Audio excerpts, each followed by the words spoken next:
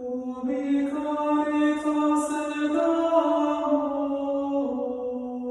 Deus vivies. Chers amis, nous continuons notre carême en méditant avec Saint Jean, en étudiant aujourd'hui dans sa première épître au chapitre 3, le verset 10.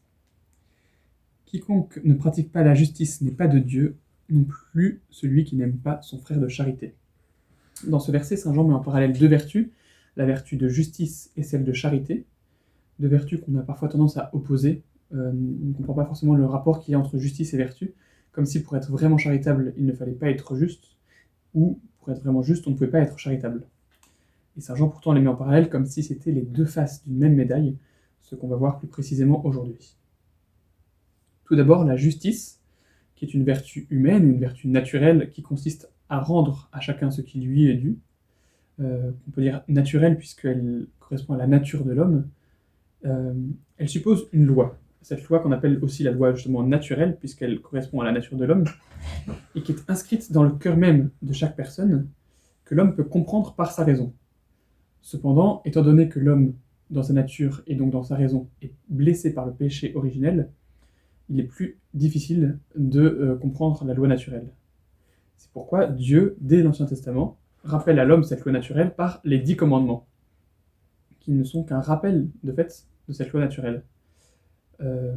Cette loi naturelle, donc, qui nous demande d'être juste envers Dieu et envers notre prochain. Envers Dieu, justement, en adorant Dieu seul et en l'aimant plus que tout, en honorant le jour du Seigneur, etc. Et envers notre prochain, en ne mentant pas, en ne volant pas, en ne tuant pas. Et donc, vous comprenez que cette justice règle nos rapports avec Dieu et avec les autres. C'est pourquoi elle est essentielle pour être pleinement homme. Cependant, le fait d'être vraiment homme ne suffit pas à Dieu. Il ne veut pas que nous soyons seulement des hommes, il veut que nous soyons divinisés. Il veut nous faire participer à la vie de sa grâce, à la vie divine, et c'est pourquoi il se révèle à nous, il s'incarne, et il nous donne un nouveau commandement, le commandement « Aimez-vous les uns les autres », qui se base donc sur la loi de la charité. Non plus seulement la loi de la justice, mais la loi de la charité, qui est une vertu théologale. La vertu théologale, donc, est obtenue par grâce divine, à la différence de la vertu naturelle, la justice qui s'acquiert par répétition d'actes avec la raison et la volonté. Là, la vertu théologale, comme la charité, est donnée gratuitement par Dieu. C'est un don de Dieu. Et donc, avec cette loi de la charité, apparaissent de nouvelles vertus comme l'humilité, le pardon ou l'amour de ses ennemis, qui sont autant de vertus que le monde contemporain, qui est de plus en plus déchristianisé, a du mal à comprendre. Alors, de même que la loi du Christ, la loi de l'amour, n'abolit pas la loi ancienne, le Christ dit lui-même qu'il n'est pas venu abolir, mais accomplir, de même, la vertu théologale de charité ne supprime pas la justice, mais elle la perfectionne. Elle est une grâce, donc, qui ne vient pas détruire la nature humaine, mais elle vient l'élever. Elle vient élever le fait que nous soyons hommes. Pour être divinisé, il faut d'abord être pleinement homme. À noter donc que si la charité élève justement la nature humaine, il faut nécessairement qu'il y ait une nature déjà établie, quelque chose qui serait justement à élever.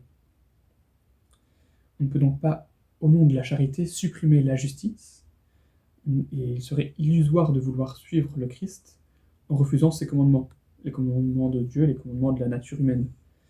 C'est pourquoi Jésus nous dit lui-même « Vous êtes mes amis si vous suivez mes commandements ». Alors vous allez me dire, c'est très bien, mais comment être charitable? Et alors, Saint Jean, au chapitre 18 précise, au verset 18 précise « Mes petits enfants, n'aimons pas en parole et avec la langue, mais en œuvre et avec vérité. » Voilà, le véritable amour est un amour qui suppose d'agir. Il nous pousse à l'action, et il n'est pas un simple sentiment, une simple émotion. Pour être vraiment charitable, il faut poser des actes donc de justice.